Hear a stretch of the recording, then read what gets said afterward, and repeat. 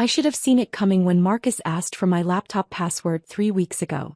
Just need to check some family photos, he'd said, that charming smile he'd perfected since childhood spreading across his face. The same smile that convinced our parents he was the responsible one, the successful one, the son who'd actually made something of himself. I was 29, working as what my family called some government data entry clerk.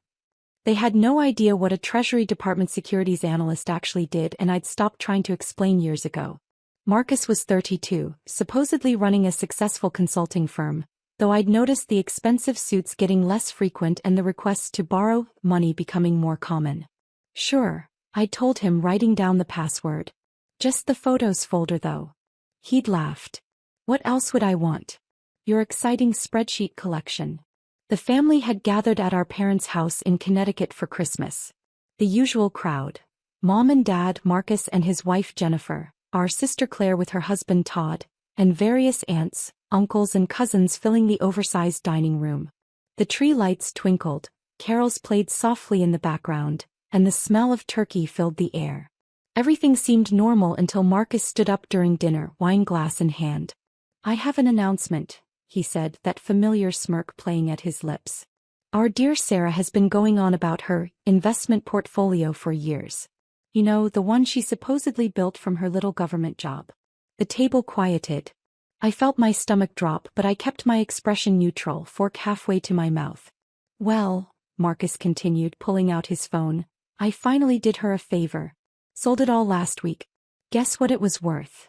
Dad leaned forward, interested despite himself. He'd always dismissed my financial discussions as boring government work, preferring Marcus's flashy stories about consulting deals and business trips. How much? Claire asked, her tone already mocking. $12,000. Marcus laughed. 12,000. After all her talk about building wealth and smart investing. I sold it and moved the cash to my account to save her from herself. She'll thank me later when I actually invest it properly. The room erupted in laughter.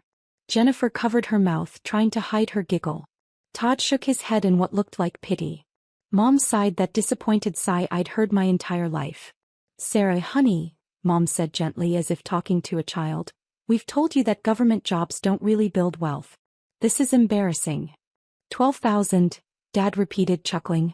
And here we thought you were actually doing something with your money. Marcus, you probably spend that on a single client dinner. Marcus raised his glass. Actually, Dad, I do. That's what real business looks like. I set down my fork carefully, reached for my wine glass and took a slow sip. My hands were steady. Years of working with classified financial documents had taught me perfect composure. Marcus, I said quietly, how exactly did you access my portfolio? Your laptop password, genius. He rolled his eyes. Took about 10 minutes to find your brokerage account. You really should use better security. Anyone could have stolen from you. And you sold everything? Every single stock and bond. He looked so proud of himself. Liquidated the whole thing. The money's safe in my business account now. I'll invest it properly, maybe double it in a year.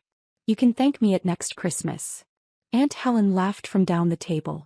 Sarah, dear, maybe you should let Marcus handle your finances from now on. He clearly knows what he's doing.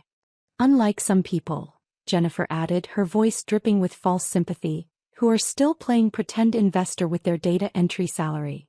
I took another sip of wine. When did you execute the sale? Last Tuesday. Marcus was practically glowing. Why? Worried about your precious 12,000. Just curious about the timing. Claire leaned over. Sarah, just admit you're terrible with money. It's okay. Not everyone can be financially successful like Marcus. Speaking of which, Dad interrupted, turning to Marcus, tell everyone about that new consulting contract you landed. What was it, $2 million over 3 years? As Marcus launched into his story, I pulled out my phone and opened my email. 3 new messages, all marked urgent, all with Treasury Department email addresses. I scanned the first one quickly.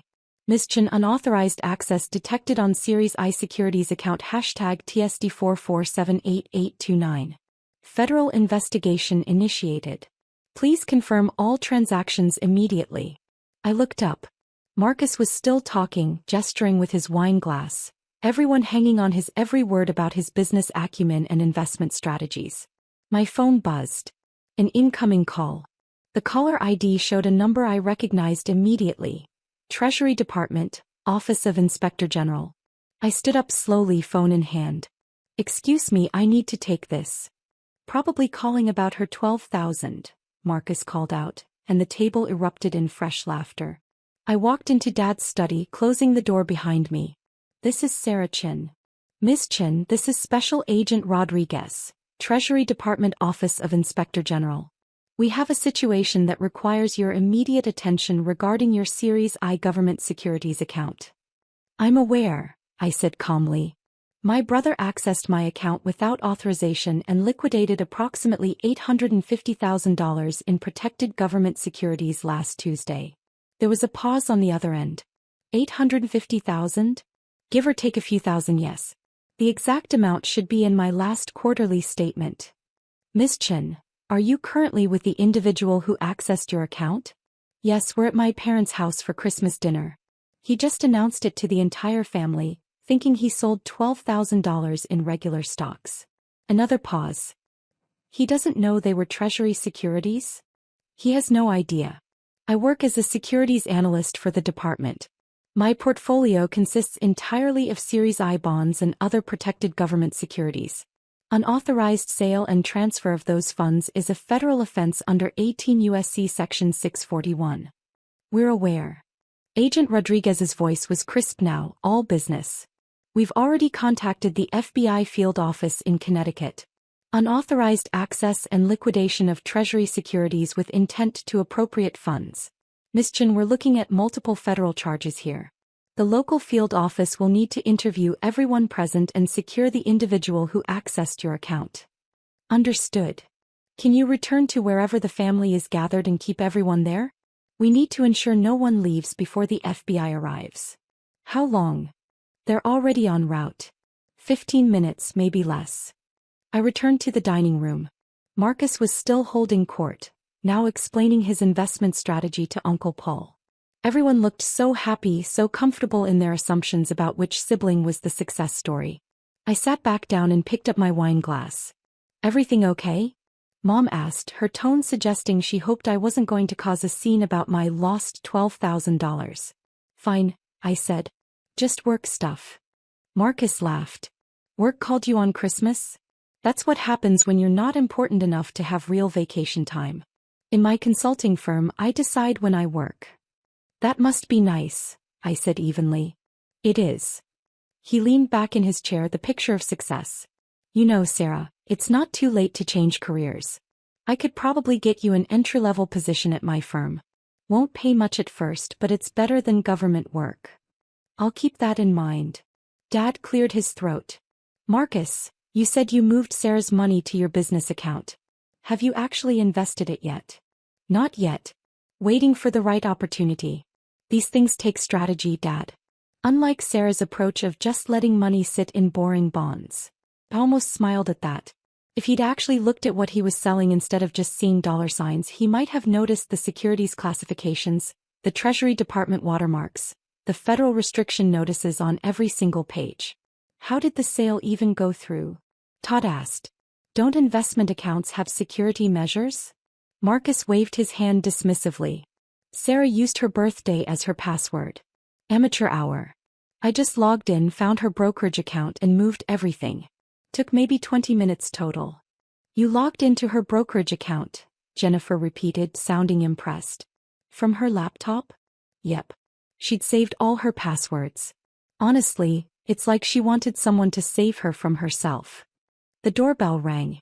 Everyone looked toward the front hallway. Mom glanced at Dad, confused. "Are we expecting someone?" "I'll get it," I said, standing up. "Sarah, we're in the middle of dinner," Mom protested.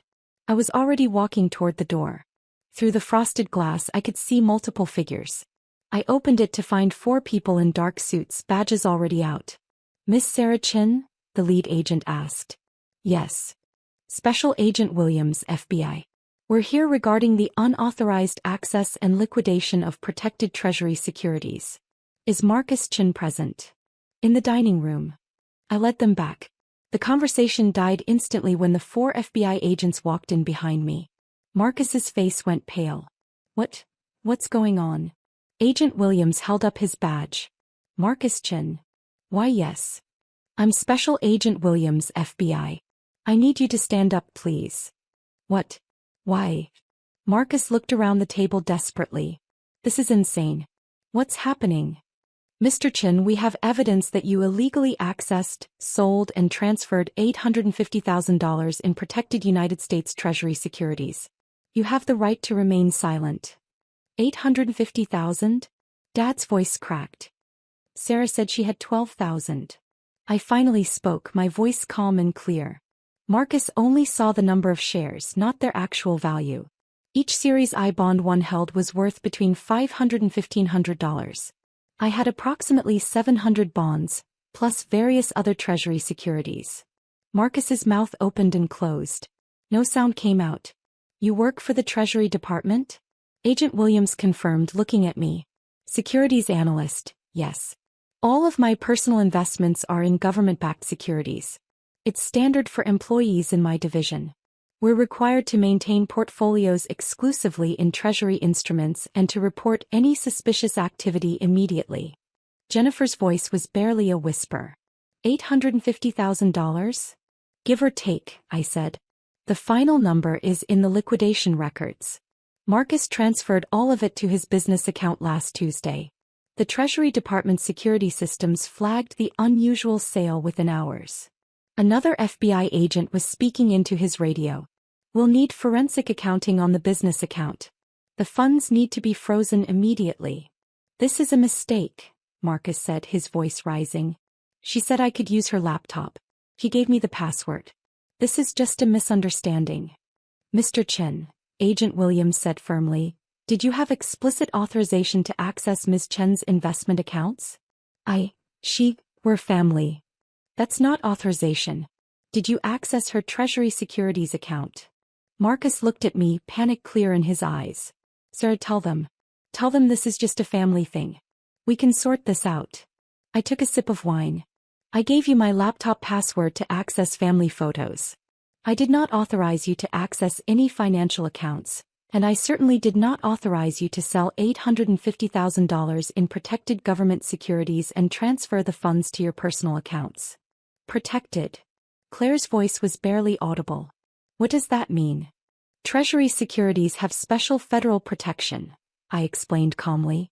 Unauthorized access, sale, or transfer is a federal crime under multiple statutes. 18 U.S.C. Section 641 covers theft of government property. 18 U.S.C. Section 1343 covers wire fraud. There are several other applicable laws. Agent Williams nodded. Mr. Chin, I need you to come with us. You'll be processed at the federal building in Hartford. Processed? Jennifer's voice broke. You mean arrested? Yes, ma'am. Marcus suddenly lunged toward me, but 2 agents caught him. You set me up. You knew I'd look in your accounts. This is entrapment. Actually, I said quietly, I had no idea you'd commit federal crimes. I thought you wanted family photos like you said. The fact that you chose to illegally access my investment accounts, liquidate federally protected securities, and transfer nearly $1 million to your account is entirely your decision. Mr. Chin, Agent Williams said, pulling out handcuffs, turn around and place your hands behind your back. No, wait. Marcus struggled briefly, but the agents were professional and efficient. The handcuffs clicked into place. Mom started crying. Dad sat frozen, his face ashen. Claire stared at her plate. Todd had his phone out, apparently looking up the laws I'd mentioned. Aunt Helen looked like she might faint.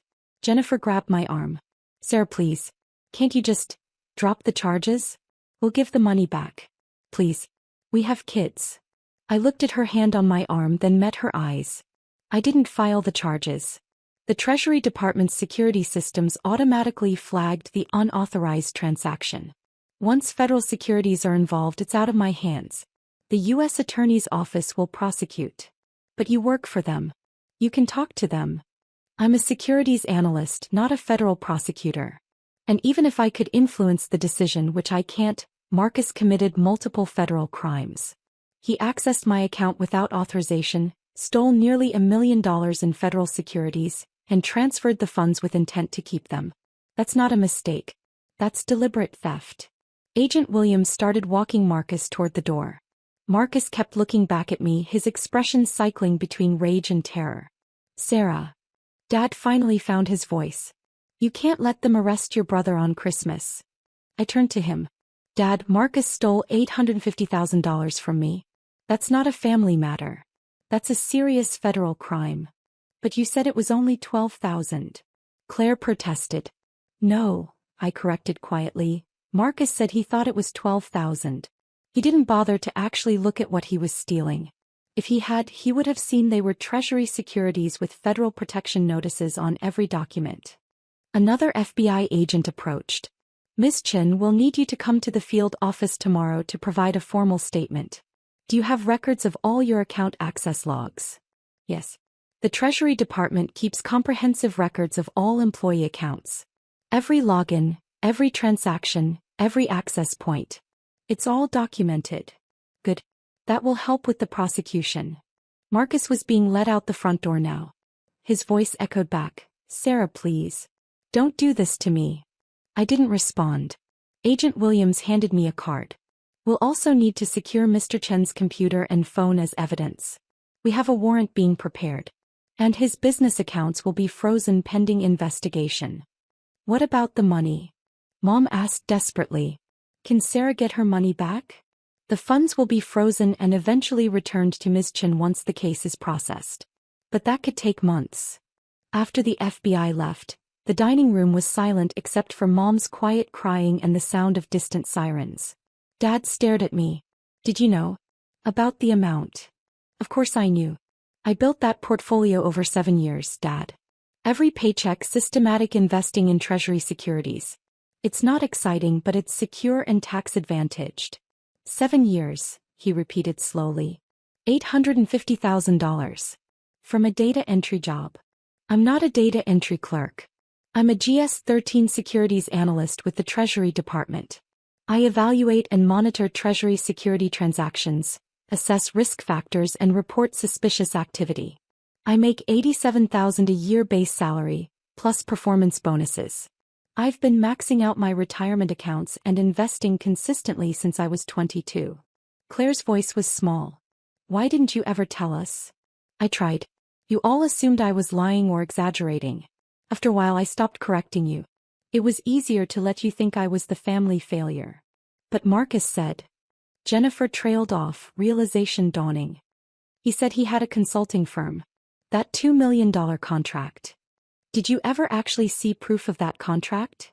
I asked gently. Or his consulting firm's office. Or his client list. Her silence was answer enough.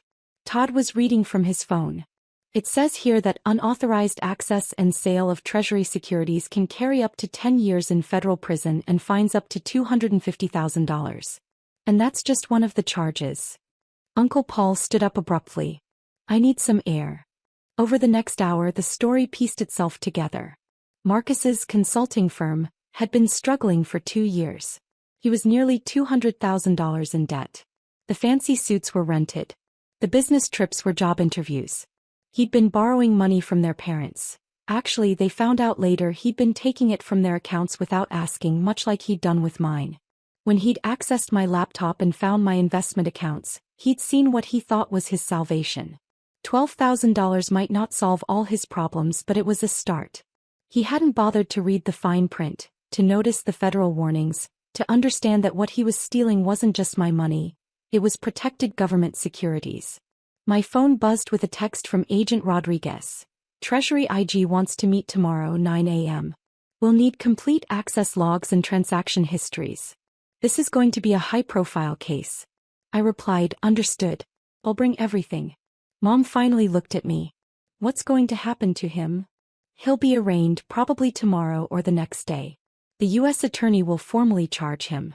Given the amount involved and the federal nature of the crimes, he's unlikely to get bail.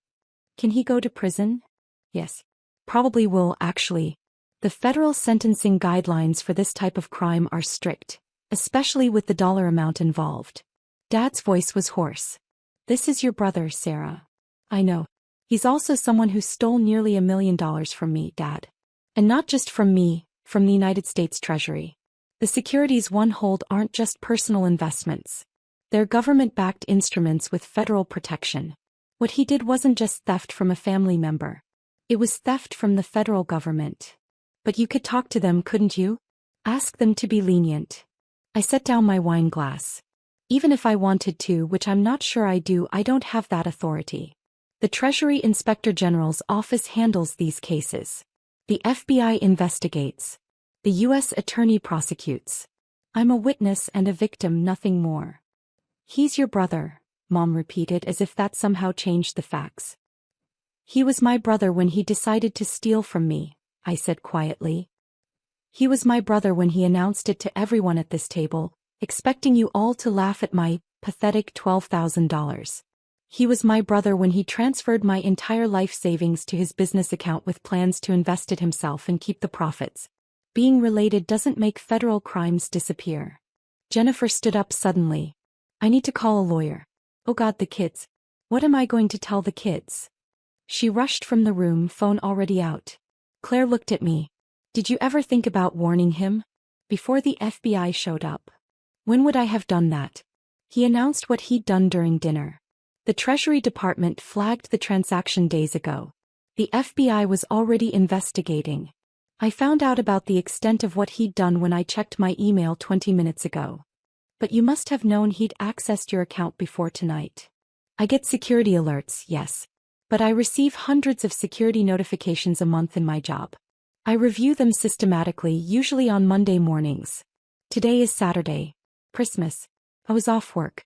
The Treasury IG moved faster than my normal review process. The truth was more complicated. I had received an alert Tuesday night. I'd seen the unusual activity, the liquidation of my entire portfolio. I'd also seen that the funds had been transferred to an account belonging to Marcus Chin, with matching addresses and social security numbers. I'd known immediately what it meant. And I'd known exactly what would happen next. The Treasury Department's automated systems would flag it. The Inspector General would investigate. The FBI would get involved. It was inevitable, automatic, completely out of my control. I could have warned him. Called him Wednesday morning, told him to return the money immediately, explained what he'd actually stolen. But I hadn't. I'd watched my family mock me for 29 years. Watched them celebrate Marcus's manufactured success while dismissing my actual achievements.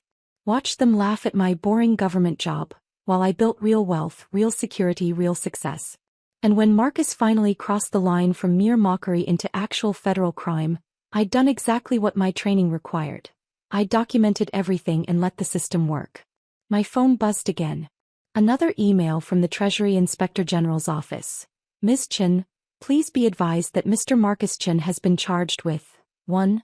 Theft of government property 18 U.S.C. Section 641. 2. Wire fraud 18 U.S.C. Section 1343. 3. Unauthorized computer access 18 U.S.C. Section 1030. 4. Conversion of government securities 18 U.S.C. Section 8. Initial hearing scheduled Monday 10 a.m. Federal District Court, Hartford. Your presence required. Dad was reading over my shoulder. I watched the color drain from his face as he read the charges. Sarah, he whispered, that's 4 separate federal charges. Yes. He could go to prison for years. Yes. Please. Please talk to someone. Get them to reduce the charges. He made a mistake. I looked at my father, the man who'd dismissed every accomplishment I'd ever achieved, who'd compared me unfavorably to Marcus for my entire life, who'd laughed 2 hours ago when Marcus announced he'd stolen what he thought was my pathetic $12,000. Dad, I said quietly, Marcus didn't make a mistake. He deliberately accessed my private accounts without permission. He liquidated nearly $1 million in protected federal securities. He transferred all of it to his account with no intention of telling me or returning it. Then he announced it to the entire family, expecting everyone to laugh at my expense. That's not a mistake. That's a series of deliberate criminal choices. But he's family. So am I. Did anyone at this table defend me when Marcus announced he'd stolen from me? Did anyone tell him that was wrong? Or did you all just laugh at how poor I was? The silence stretched out. Claire spoke first, her voice small. We didn't know. We thought it was just $12,000. Would that have made it okay? If it was actually 12,000? Would theft be acceptable then? No one answered. I stood up, gathering my coat and purse. I need to go. I have to meet with the Treasury Inspector General in the morning, then the FBI. I'll be at the federal court on Monday for Marcus's hearing. Sarah, wait. Mom reached for my arm. I gently pulled away. I'll keep you updated on the case as much as I'm allowed to. But understand, this is a federal prosecution now. It's not about family. It's about laws that Marcus chose to break. I drove back to my apartment in Hartford, leaving the Christmas dinner in ruins behind me. Over the next few days, the full scope of Marcus's financial situation became clear. His consulting firm was bankrupt. He'd been writing bad checks for months. The $2 million contract he'd bragged about didn't exist. He owed money to multiple creditors and had 3 maxed-out credit cards. He'd been stealing from our parents' accounts for over a year, taking small amounts they'd never noticed. My $850,000 had looked like salvation to him. His plan, I learned later from court documents, was to invest half and use half to pay off his immediate debts. He genuinely believed he could double my money in a year and return it to me with no one the wiser. He'd had no idea what he was actually stealing. On Monday morning, I sat in the federal courthouse in Hartford, watching Marcus's arraignment. He looked smaller somehow, dressed in an orange jumpsuit instead of expensive suits. His lawyer, a federal public defender, since Marcus couldn't afford a private attorney, argued for bail. The federal prosecutor stood up. Your Honor, Mr. Chin stole $850,000 in protected Treasury securities. He has significant debt, no legitimate income, and has demonstrated a pattern of financial crimes including theft from family members. He's a flight risk and a danger to commit further crimes. The government requests he be held without bail. The judge agreed. Bail denied. Marcus looked back at me as they led him away. I kept my expression neutral. The Treasury Department froze his business accounts and seized his remaining assets. The money he'd stolen from me was recovered and returned within 2 weeks. With interest. My parents called every day begging me to somehow make it stop. I explained repeatedly that I couldn't. The U.S. attorney was prosecuting, not me. The crimes were against the federal government, not just against me personally. I was a witness, not the prosecutor. They didn't understand. Or maybe they didn't want to. 3 months later, Marcus took a plea deal. 7 years in federal prison, restitution for all stolen funds, including money taken from our parents, and 5 years supervised release. The alternative was going to trial and risking 15 years if convicted on all counts. He took the deal. I received the restitution payments over the next year. Small amounts from his prison work wages, larger amounts from the seizure and sale of his few remaining assets. Eventually, I was made whole, at least financially. The family fractures were harder to repair. Dad never apologized for dismissing my career or laughing when Marcus announced the theft. Mom still calls occasionally, her voice heavy with disappointment that I couldn't be more forgiving. Claire and I have a distant relationship now. She never outright blamed me, but she never quite forgave me either. Jennifer divorced Marcus while he was awaiting trial. She moved back to her parents' house with the kids. I sent her information about resources for families of incarcerated people. She never responded. I returned to work at the Treasury Department, where my colleagues treated the whole situation as an interesting case study in securities protection protocols. No one blamed me. No one suggested I should have handled it differently. Federal crimes are federal crimes, and the system handled them exactly as designed. My portfolio recovered. I rebuilt it methodically the same way I'd built it the first time. By the time Marcus was released from prison, I'd surpassed my previous balance. Sometimes I wonder if I could have prevented it all. If I'd kept my laptop password to myself. If I'd checked my security alerts more promptly. If I'd warned Marcus before the FBI arrived. But then I remember the laughter at that Christmas dinner. The casual cruelty. The complete dismissal of my life and work and achievements. The way my entire family celebrated what they thought was my poverty and failure. And I remember that I didn't steal from Marcus. He stole from me. I just happened to have the kind of money that comes with federal protection and automatic prosecution. The system did what it was designed to do. And Marcus learned, finally, that real success isn't measured by expensive suits or impressive stories or family approval. It's measured by actual achievement, genuine wealth, and the kind of stability that comes from years of patient, disciplined work. The kind of work I'd been doing all along while everyone was too busy laughing to notice. A delivery app? Tom's laughter echoed through our parents' living room. That's your big idea, Ethan? Another delivery app.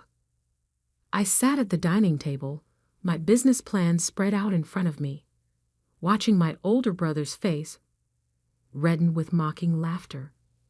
Our sister Lisa joined in from her spot on the couch, not even bothering to look up from her phone.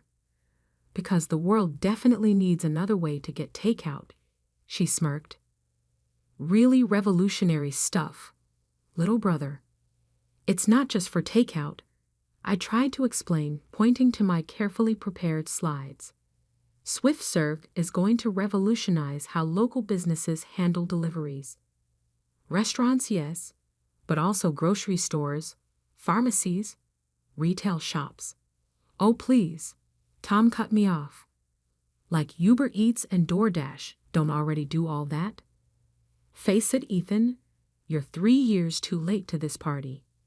I gritted my teeth. At 25, I was the youngest of the 3 Hamilton siblings, and according to them, the least successful. Tom, 32, was a regional sales director at a Fortune 500 company. Lisa, 28, had just made junior partner at her consulting firm.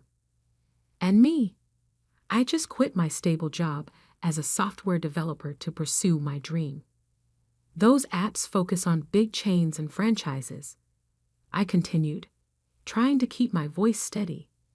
SwiftServe will partner with local businesses, help them compete with the giants. We'll offer better rates, more flexibility, real-time inventory management. Management? Lisa finally looked up from her phone. You've never managed anything in your life. You barely managed to keep your last job for 2 years. I quit that job, I corrected her, to focus on this. Right, Tom nodded with exaggerated sympathy. You quit your perfectly good programming job to build an app that already exists. Real smart move there, genius. Our parents chose that moment to walk in, carrying coffee and dessert.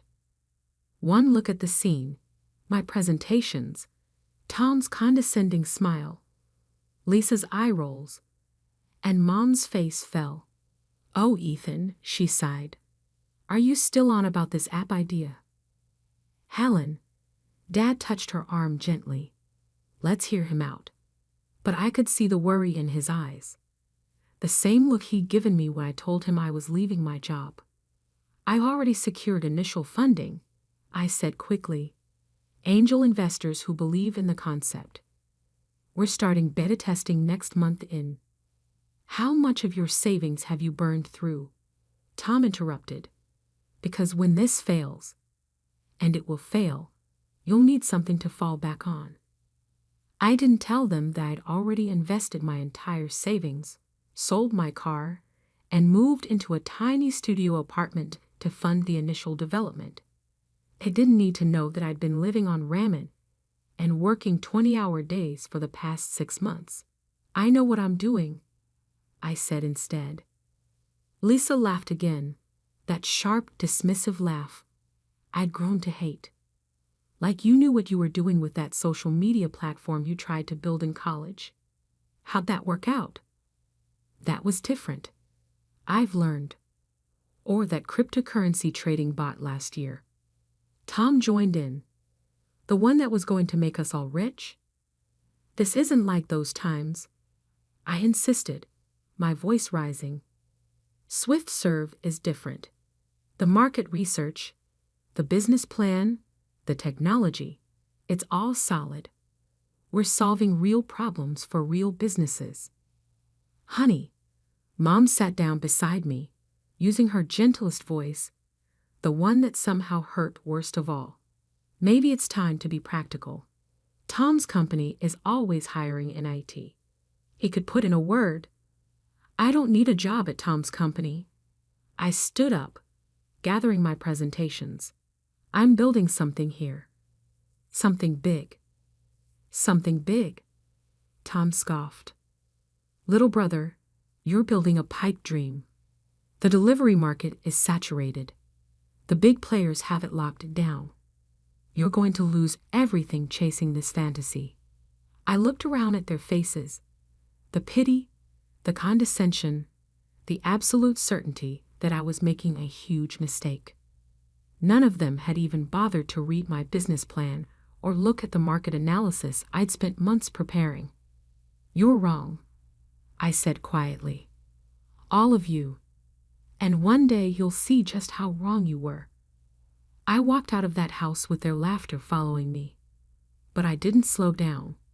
In my beaten-up Honda Civic, the only thing I hadn't sold to fund SwiftServe, I had my laptop, 3 monitors, and enough determination to prove them all wrong. That night, in my tiny studio apartment, I worked until sunrise. The beta version of SwiftServe was almost ready.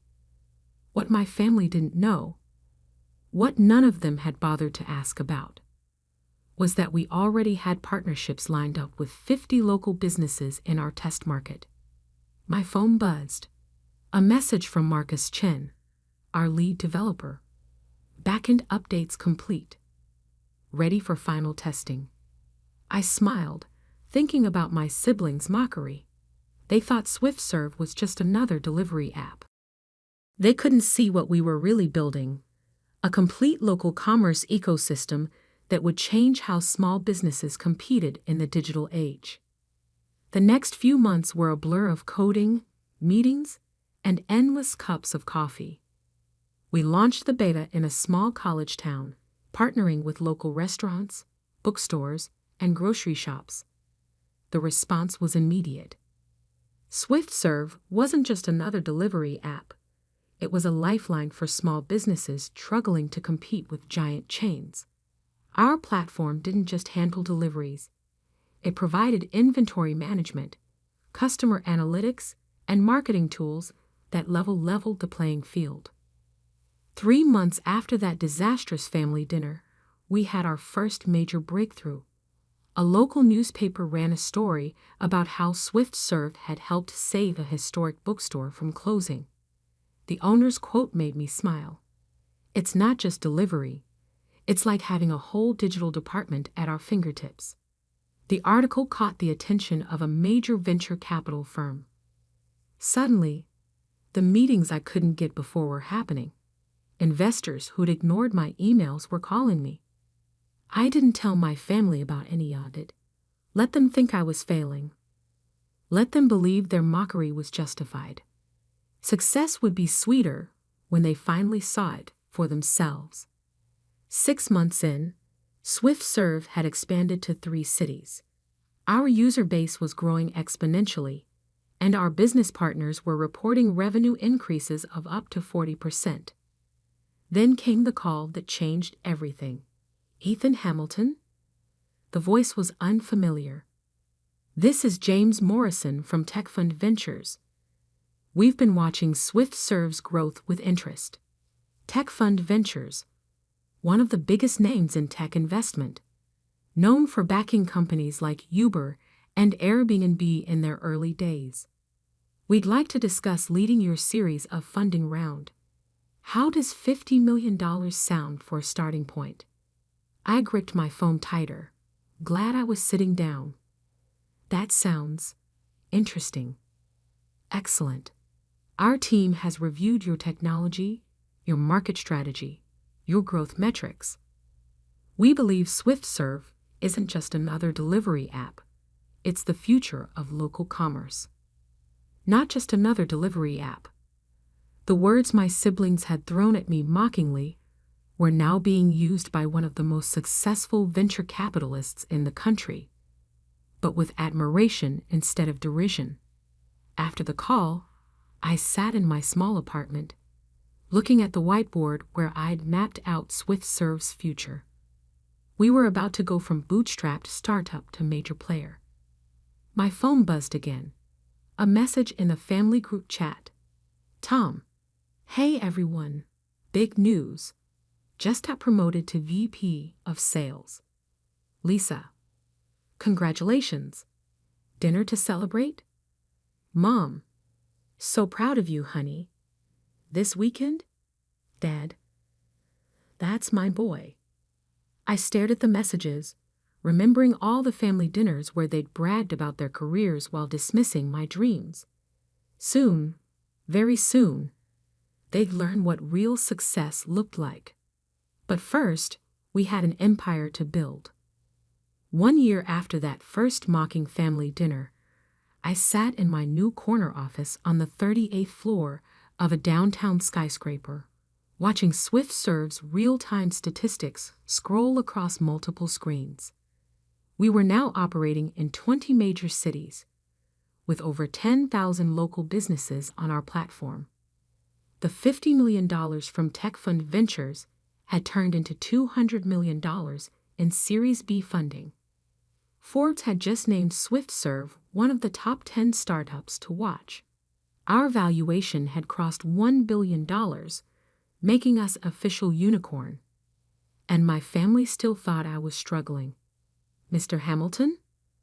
My executive assistant Sarah appeared at the door. The Singapore team is ready for their update call. And your sister Lisa has called 3 times this morning. I glanced at my phone's missed calls. Lisa had indeed been trying to reach me, probably to brag about her latest promotion or to offer more helpful career advice. Take messages from Lisa, I said. I'll deal with family matters later. The Singapore call was crucial. We were about to launch in Asia, starting with Singapore and Hong Kong. SwiftServe wasn't just changing local commerce in America. We were going global. Mid-call, my phone buzzed with a text from Mom. Honey, please call Lisa. She has an exciting opportunity for you. I muted my microphone and laughed. An exciting opportunity. Our company had just closed deals worth hundreds of millions, and they still thought I needed their help finding opportunities. After the call, Sarah brought in my afternoon schedule. The acquisition team from Delivery Giant is here. They're waiting in the main conference room.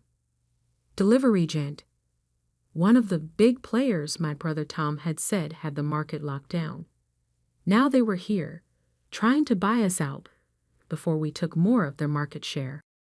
Tell them I'll be there in 5 minutes, I said, straightening my Brioni suit. Another detail my family didn't know. Success had allowed me certain luxuries. The Delivery Giant team looked nervous as I entered the conference room. Their CEO, Mark Stevens, stood to greet me. Ethan, thanks for meeting with us. We'll cut right to the chase. We want to acquire SwiftServe. Name your price. I sat down, enjoying the irony. A year ago, my siblings had mocked me for trying to compete with companies like Delivery Giant. Now those same companies were trying to buy us out. Not interested, Mark, but thanks for coming by. We're prepared to offer $2 billion, he pressed. Cash and stock. I smiled, thinking about Tom's words. The big players haven't locked it down. The problem, Mark, is that SwiftServe isn't just another delivery app. We're not competing with you. We're reshaping the entire market. Your model focuses on large chains. Ours empowers local businesses. You're offering $2 billion because you know we're worth far more than that. $3 billion, he said quickly. Too quickly. I stood up. Let me show you something. I led them to our main operations center, where wall-to-wall screens displayed SwiftServe's network in real time. Thousands of deliveries happening simultaneously. Real-time inventory updates from local businesses. Customer data flowing through our AI systems. This is the future of local commerce, I said, and it's not for sale. After they left, I checked my messages again. Lisa had called twice more. Finally, curious about this exciting opportunity, I called her back. Ethan! Finally. Her voice was too bright, too eager. Listen, I've been thinking about your situation. My firm is launching a new digital division, and I convinced them to consider you for a junior analyst position. I nearly dropped my phone. Junior analyst? I know, it's entry level, she continued, missing my tone completely. But it's a foot in the door, a real career path. Better than wasting time on that app thing, right? I looked around my office, at the awards on the walls, the view of the city, the evidence of success they somehow still couldn't see. Lisa, I said carefully, how's the consulting business going? Amazing. She launched into a detailed description of her latest project. We just landed a major client in the tech sector. They need help with their digital transformation strategy. Would that client be Anderson Global? I interrupted. Silence. Then, how did you know that? Because they approached us first. They're implementing SwiftServe's platform across their entire retail division. The contract is worth $50 million. More silence. That app thing you think I'm wasting time on. We're now in 20 cities, Lisa. We have over 1,000 employees. Our last funding round valued us at $3.5 billion. That can't be right, she stammered. We would have heard. Would you? When's the last time any of you actually asked about my work? Asked to see what I was building? Before she could respond, Sarah appeared at my door. Mr. Hamilton? The board meeting is starting. I have to go, I told Lisa. Board meeting. But hey, thanks for thinking of me for that junior analyst position. Always good to have a backup plan, right? I hung up, imagining her face as reality finally began to crack her perception of her struggling little brother. The board meeting was another triumph. Our expansion plans were ahead of schedule. Revenue had tripled in the last quarter, and we had just acquired our biggest competitor in the local delivery space. As I wrapped up my presentation, my phone buzzed again. A message from Tom. Just heard something interesting about SwiftServe. Need to talk ASAP. I smiled. Word was finally getting around, but they still didn't know the biggest news, the development that would force them to fully confront their mistake in doubting me. SwiftServe was about to go public, and there was one more detail they didn't know: their precious corporate jobs. Their companies were about to undergo major restructuring. Both Tom's employer and Lisa's consulting firm had been losing market share to businesses using SwiftServe's platform. They would soon be looking for new opportunities, and I knew exactly where they'd try to find them. After all, SwiftServe was hiring. We needed regional managers in several cities. I opened my laptop and sent a quick email to HR. When applications come in from Tom or Lisa Hamilton, forward them directly to me. The family that had laughed at my dreams was about to learn a valuable lesson about underestimating people, and I was going to enjoy teaching it. The morning of SwiftServe's IPO, I stood in my private office suite at our headquarters, adjusting my tie as I prepared for the opening bell ceremony. The Wall Street Journal's headline caught my eye. SwiftServe IPO set to be largest tech offering of the year. My phone buzzed. A message from Tom. We need to talk. It's urgent. Something big happening at work. I knew exactly what was happening at his work. His company had just announced major layoffs. They'd lost 40% of their market share to businesses using SwiftServe's platform. Tom's division would be the first to go. Another message, this time from Lisa. My firm is undergoing restructuring. Can we meet? I need career advice. The irony wasn't lost on me. The siblings who had mocked my career choices now needed my help. They just didn't know it yet. Mr. Hamilton? Sarah appeared at my door. Your parents are in the lobby. They're quite insistent about seeing you. I checked my watch. 2 hours until the opening bell. Send them up. My parents entered cautiously, taking in the massive office with its floor-to-ceiling windows and city views. Mom's eyes widened at the Swift Serve CEO nameplate on my desk. Ethan, Dad started, his voice uncertain. We've been seeing some things in the news.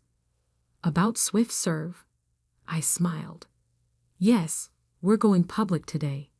Initial valuation around $50 billion. Mom sat down heavily in one of the leather chairs. 50 billion? That's right. That little delivery app you all laughed at? Turns out it was worth something after all. But why didn't you tell us? Mom's voice cracked. Tell you? I laughed softly. I tried. Remember that family dinner a year ago? When I laid out my entire business plan, Tom called it a pipe dream. Lisa mocked me for wasting my time. And you? I looked at Dad. You wanted me to get a real job instead. Before they could respond, Sarah buzzed in. Mr. Hamilton? Your brother and sister are here too. They seem agitated. Perfect timing. Send them in. Tom and Lisa burst into the office, both looking disheveled, a far cry from their usual polished corporate appearances. Ethan. Tom's face was red. Did you know about this? Did you know our company was losing business to Swift Serve? And my firm. Lisa added. We just lost our biggest clients because they're all switching to Swift Serve's platform. I leaned back in my chair, enjoying the moment. You mean the app that was too late to the party? The one that was competing in a locked-down market? Understanding slowly dawned on their faces. You're behind all this, Tom stammered. Swift Serve isn't just a delivery app, I said, standing up. It's a complete digital transformation platform. We're changing how local businesses compete in the digital age. Those big clients you lost, they didn't just switch to our platform, they're thriving on it. Growing, expanding, while traditional businesses, like your employers, are falling behind. But you never said. Lisa's voice trailed off. Said what? That I was succeeding. That my pipe dream was revolutionizing entire industries. You never asked.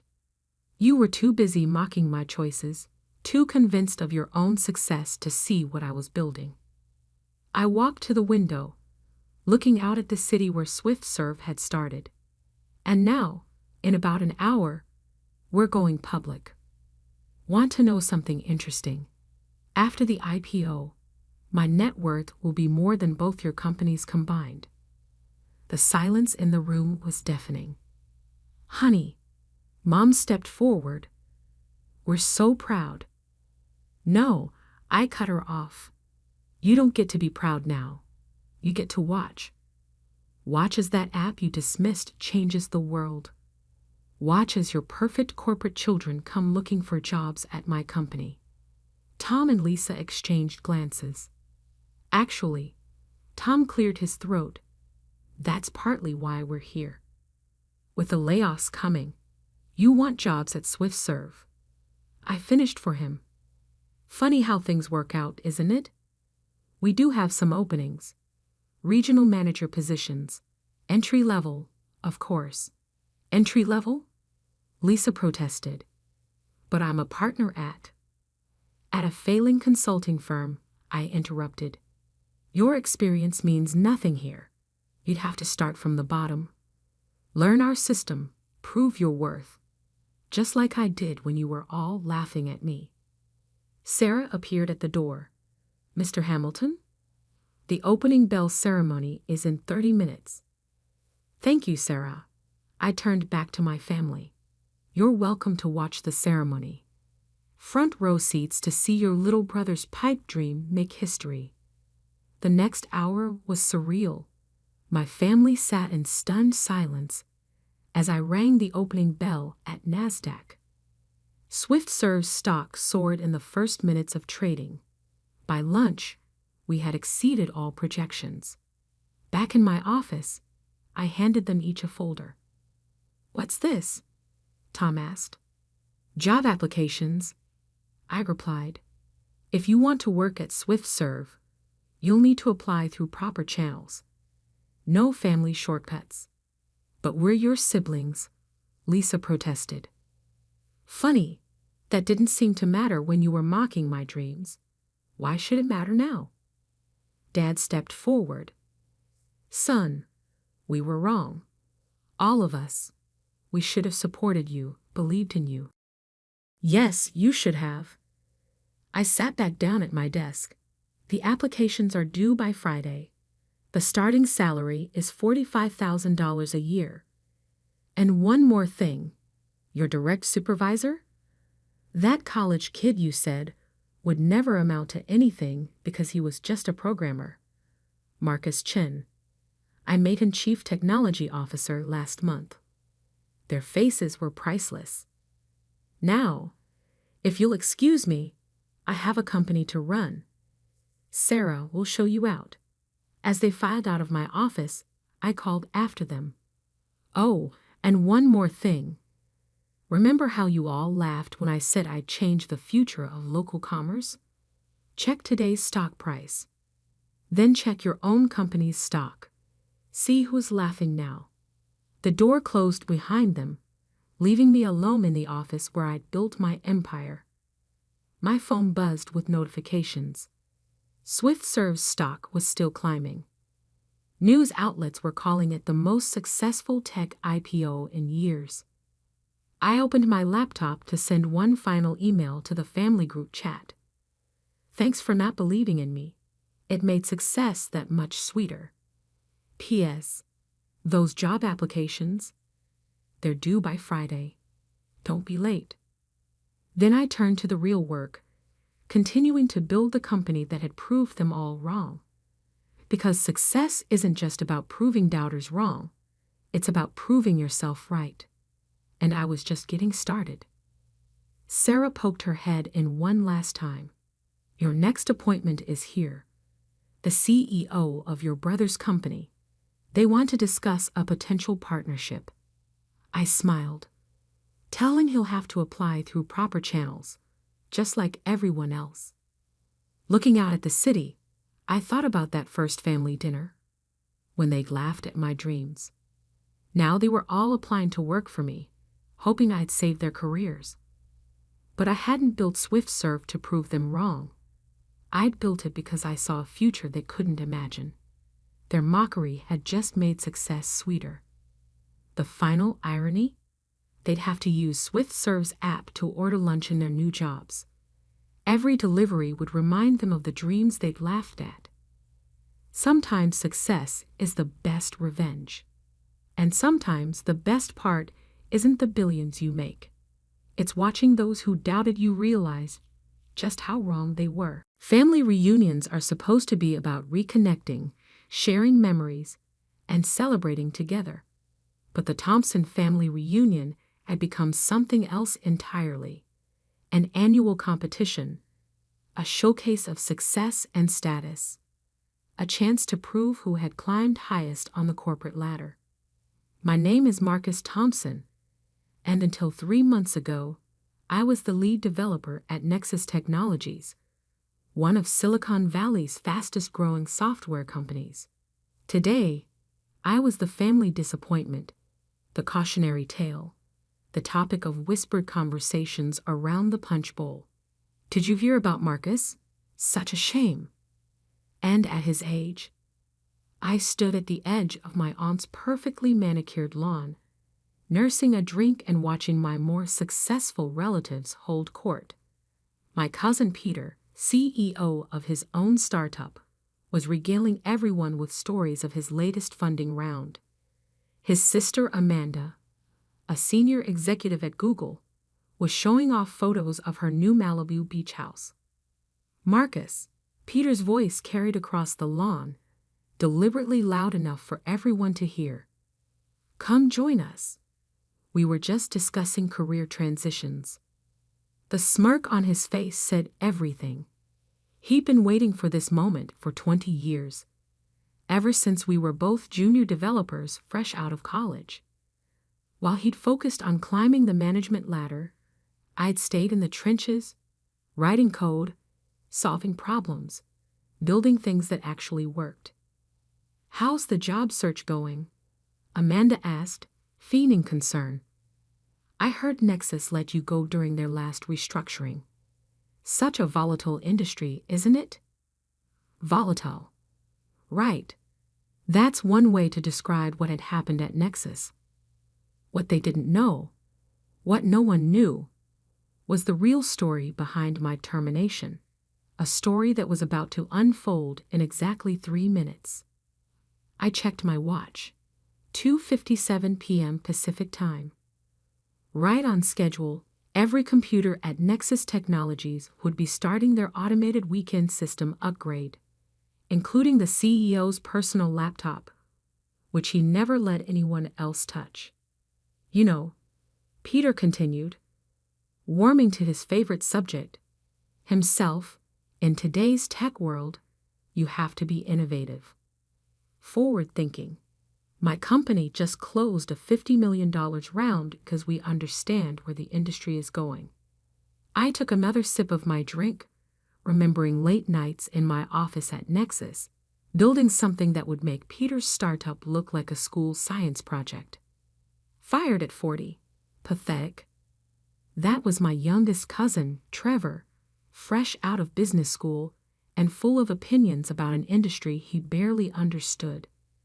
"Guess programming isn't your thing after all, cousin." The words echoed across the lawn. Other conversations stopped. All eyes turned to see how the family failure would respond. I checked my watch again. 2:58 p.m. Let me tell you what really happened at Nexus Technologies. 5 years ago, I started working on a side project. Not just any project. An AI-driven security system that could adapt to and neutralize cyber threats in real time. I called it Project Guardian. While my colleagues focused on flashy features and quick profits, I built something revolutionary. Layer by layer, line by line, I created an AI that could think, learn, and protect better than anything on the market. But I wasn't naive. I'd seen too many developers lose their work to corporate greed. So I built Project Guardian with a fail-safe, a hidden signature in the code that would activate under specific conditions. 2 months ago, Robert Kane, Nexus's ambitious new CEO, called me into his office. "Marcus," he said, not looking up from his laptop, "we're going in a different direction. The board wants to focus on consumer applications. Your security project is being terminated." I started to explain the potential of Project Guardian, but he cut me off. "We've already sold your code base to a military contractor. They'll retool it for their needs. Your services are no longer required." What Kane didn't know was that I'd anticipated this move. The day I started Project Guardian, I embedded a verification protocol deep in its architecture. If anyone tried to modify or repurpose the core code without proper authorization, the system would reveal its true creator. "Of course," I'd said calmly, gathering my things. "I understand." The next day, headlines announced that Nexus Technologies had signed a $1.5 billion contract with the Department of Defense, based on revolutionary AI security technology that Robert Kane and his team had developed. My termination agreement included a standard non-disclosure clause. I signed it without argument, much to Kane's surprise. He probably expected me to fight, to claim credit, to demand recognition. But I knew something he didn't. Project Guardian wasn't just a security system. It was a testament to every developer who'd ever had their work stolen, every innovator who'd been pushed aside by corporate politics. And in exactly 2 minutes, as Nexus's systems ran their weekend upgrade, a very special piece of code would execute. "You should have focused on management like me," Peter was saying, enjoying his moment of superiority. "Left the coding to younger people with fresher ideas." I smiled, remembering the elegant simplicity of the verification protocol. When triggered, it would systematically catalog every line of Project Guardian's code, tracing its development history back to its original creator. My phone buzzed, a news alert. Amanda noticed. "Job offer?" she asked sweetly. "I hear McDonald's is hiring." 2:59 p.m. Somewhere in Silicon Valley, in Nexus Technologies' headquarters, Robert Kane was probably sitting in his office, preparing for Monday's board meeting where he would take full credit for my work. The same Robert Kane who'd once told me that real innovators don't waste time writing code. The same Robert Kane who'd sold my life's work without a second thought. The same Robert Kane who was about to learn a very expensive lesson about underestimating outdated developers. "Actually," I said, raising my voice just enough to catch everyone's attention, "why don't we all take out our phones? I think the next few minutes are going to be quite interesting." Trevor snorted. "What? Did you finally figure out how to code a calculator app?" I checked my watch one final time. 3:00 p.m. Time for Project Guardian to reveal its true guardian. My phone buzzed first, then Peter's, then Amanda's. Within seconds, the peaceful afternoon air was filled with notification sounds as every phone at the reunion lit up simultaneously. Breaking news. Nexus Technologies stock halted after authentication protocol reveals unauthorized code transfer. Peter's smirk faltered as he read the headline. Amanda's perfectly manicured fingers trembled slightly as she scrolled through the article. "What's happening?" Trevor demanded, his youthful arrogance cracking. I took a casual sip of my drink. "Oh, just a small software update. You see, when I built Project Guardian, I included something special. A little gift for anyone who tried to steal it." More phones buzzed. More headlines appeared. Department of Defense suspends $1.5 billion Nexus contract pending investigation. Nexus CEO Robert Kane unavailable for comment as code authenticity questions emerge. Project Guardian. The hidden story behind Silicon Valley's biggest AI security system. "What did you do?" Peter whispered, his entrepreneurial confidence evaporating. I pulled out my laptop, the same laptop I'd used to write the original code for Project Guardian. "Would you like to see? After all, you're all such experts in innovation and forward thinking." The family gathered around as I opened a secure browser window. On screen, a live feed showed Project Guardian's authentication protocol executing across Nexus's networks. "Every piece of software has a signature," I explained, my voice carrying across the now silent lawn. "Like DNA. You can try to hide it, modify it, claim it as your own. But with the right tools, you can always trace it back to its source." Lines of code scrolled across my screen, each one documenting its own creation history. Dates, timestamps, developer signatures, all pointing back to one source. 5 years, 3 months, and 12 days, I continued. That's how long I spent building Project Guardian.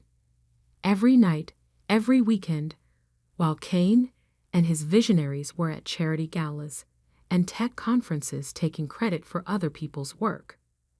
My Aunt Patricia, Peter and Amanda's mother, gasped as another news alert appeared. Nexus Technologies faces multiple federal investigations over code authentication scandal.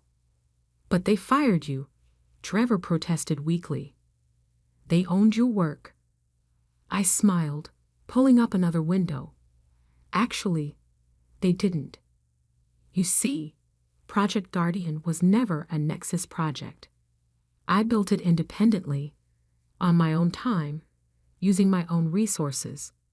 I only tested it on Nexus's systems after receiving written authorization that specifically maintained my ownership rights. The document appeared on screen, an email chain that I'd carefully preserved, showing Kane's dismissive approval of my hobby project. When Kane sold my code to the military, he triggered the authentication protocol, but I designed it to wait, to give them time to dig themselves deeper. Every time they modified the code, every time they claimed credit, the system documented it. Peter leaned forward, his startup founder's mind finally grasping the implications. The military contract was for stolen technology. I finished. Kane sold something he didn't own, something he didn't create, something he didn't understand. And now, everyone knows it. My phone rang, a number I recognized from my Nexus days. Kane's personal line. I let it go to voicemail. But that's not even the best part, I continued, opening one final document. While Kane was busy erasing my name from Project Guardian, I was filing patents. 17 of them, covering every key innovation in the system. Amanda's legal expertise kicked in. You mean Nexus doesn't own Project Guardian? I do. Every line of code, every algorithm, every innovation they sold to the military, it all belongs to me. And thanks to Kane's very public claims about developing it himself, proving theft will be remarkably easy. Trevor, his earlier mockery forgotten, scrolled through news articles on his phone. The stock. It's going to crash when trading resumes. Probably, I agreed. Corporate fraud tends to have that effect. More phones rang. Reporters, lawyers, investment firms, all trying to reach various members of my successful family. Peter's startup investors would have questions about his judgment. Amanda's position at Google might need review, given her connection to a major tech scandal. Why? Peter finally asked. Why wait? Why let them fire you if you knew you had this? I thought about all the developers I'd known who'd had their work stolen, their innovations credited to others, their contributions erased by corporate politics. Because sometimes justice needs an audience, I replied. Sometimes people need to learn that success isn't about who can take credit fastest. It's about who actually does the work. My phone buzzed again. An email from Sarah Martinez, CEO of Oracle. Impressive authentication protocol. Would you be interested in discussing Project Guardian's real potential? Dinner next week? I showed the email to my cousins.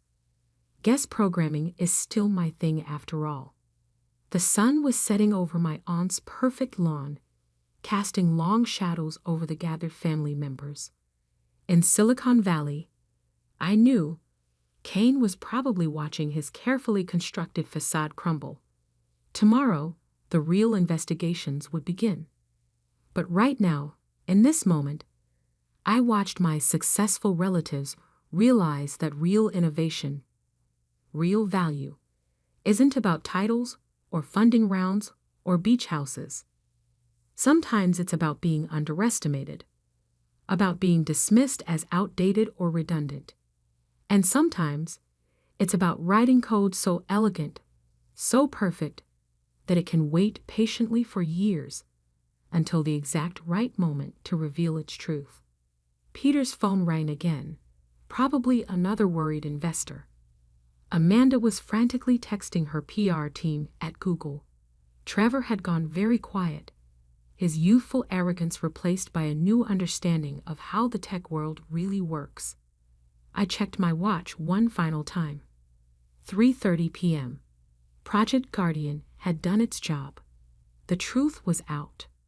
And somewhere in Silicon Valley, a very expensive lesson about respecting developers was just beginning. 1 month can change everything. I sat in Oracle's main conference room, watching as Sarah Martinez finished her presentation to the board. On the screen behind her, Project Guardian's capabilities were displayed in real time, protecting Oracle's vast network with an efficiency that made their previous security systems look primitive. In the 4 weeks since implementation, Sarah concluded, Guardian has prevented over 3,000 sophisticated cyber attacks, adapted to 17 previously unknown threat vectors, and reduced our security response time by 89%. The board members' expressions had transformed from skeptical to amazed during the demonstration. They'd seen the headlines about Nexus's collapse, watched the congressional hearings about software IP theft, and followed the SEC investigation that had destroyed Robert Kane's career. But seeing Guardian in action was different. And you developed this independently? One board member asked me. While working at Nexus? I nodded. Nights, weekends, using my own equipment. Nexus only provided the testing environment with documented permission that maintained my IP rights. The same testing environment that had allowed me to perfect Guardian's authentication protocol, the very feature that had exposed Kane's theft. Well, Sarah smiled. I think we're all in agreement. Shall we make the announcement? The board's vote was unanimous. By evening, the news would break.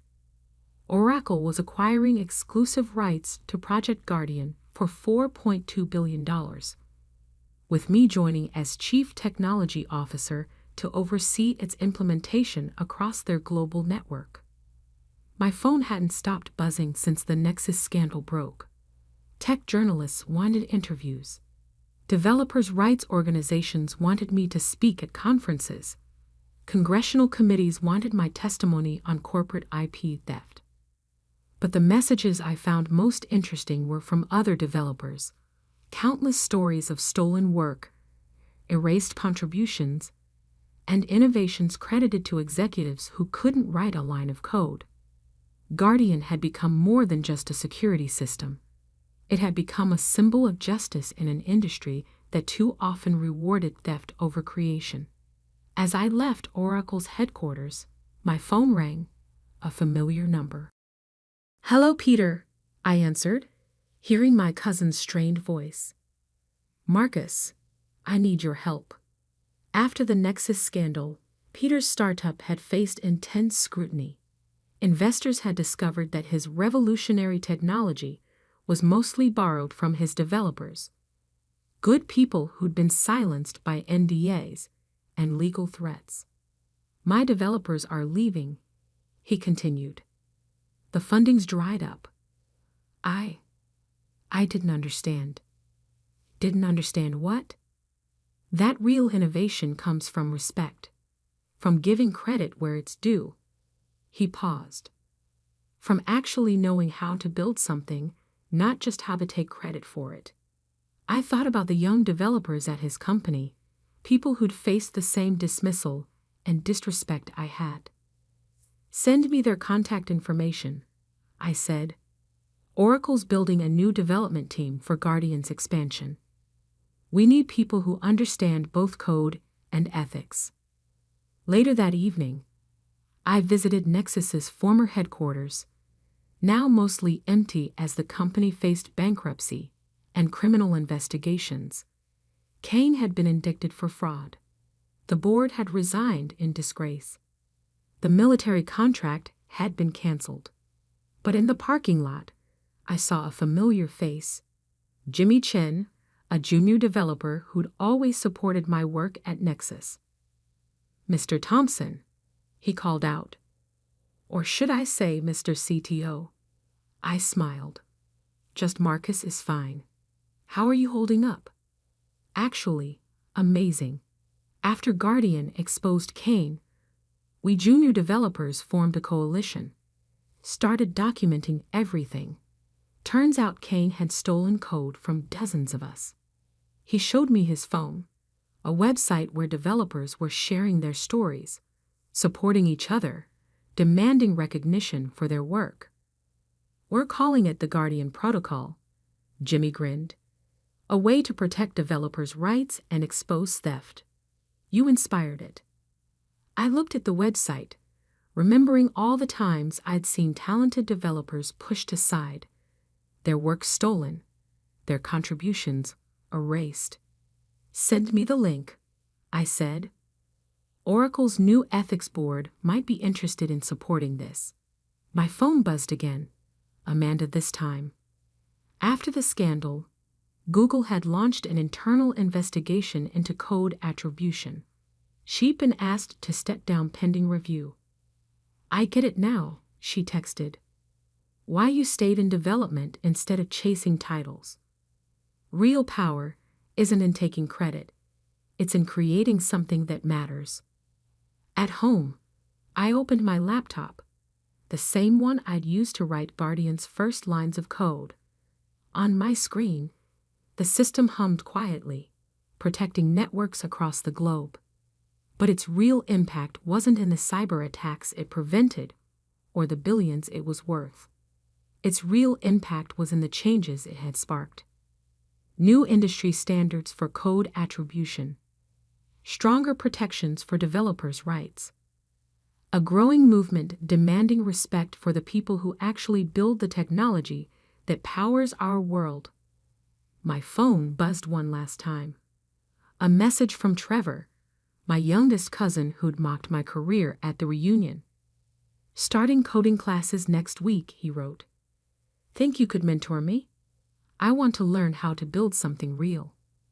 I smiled, remembering my own journey from underestimated developer to industry changemaker. Lesson 1, I replied. Success isn't about who takes credit. It's about who does the work, and about protecting what you build. Outside my window, the Silicon Valley sunset painted the sky in shades of possibility. Tomorrow, I would start my new role at Oracle. Next week, I would testify before Congress about protecting developers' rights. Next month, the Guardian Protocol would launch globally. But tonight, I opened a new project file on my laptop. Another idea, another innovation, another chance to prove that real power in tech isn't about titles or theft or corporate politics. It's about writing code that matters, code that protects, code that reveals truth. And sometimes, it's about showing the world that the developers they underestimate today might just revolutionize their industry tomorrow. After all, every line of code tells a story. Mine just happened to change everything.